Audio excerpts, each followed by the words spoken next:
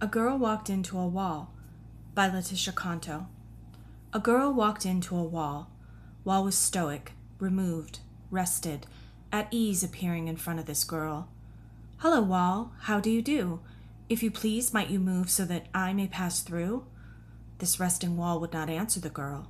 She kicked as she screamed, "Wall, out of my way!" But this wall heard only "Stay, stay, stay."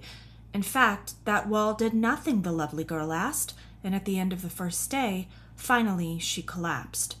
She sat, slumped all night against the most stubborn of walls. She cried aloud, "Where did wall get the gall?"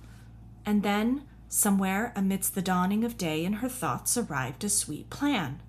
"Wall, if you won't listen to me, if you won't obey, I'll knock you down by the end of this day." And this tiniest of girls began with all of her might to pound, pound, pound. Her fists became bloodied, and her tears stung them so, but for the rest of that day her fight never slowed. And though she was tired, and though she was hurt, the wall would never be the wiser. The pain it inflicted, the girl would not grant permission to show. For even out of it, this girl, make not the mistake, was in complete control. And as night fell over the girl in the wall, she gave one more run, gave her body, her anger, and her tears to a fall.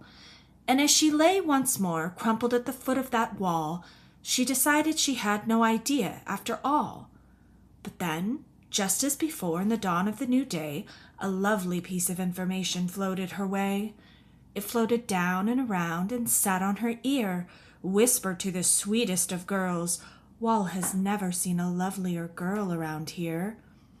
And in the pink of the sunrise on that third day, the girl shed her loveliest clothes, leaving on the littlest, revealing the most. She softly swayed to the sound of herself and began a slow dance that moved to the wall, who did not break his stance. She rolled around her head, rolled her hips as she moaned. Wall stood unflinching, a king on his throne. Finally, she gave one last dance, gave her all, threw herself and her sexy all over that wall.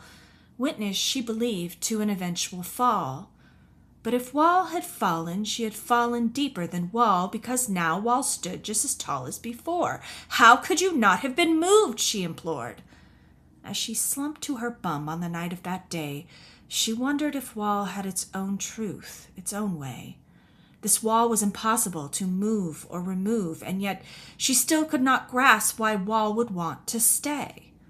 And in front of the wall, the lovely girl began to cry, one tear at a time until her eyes ran dry.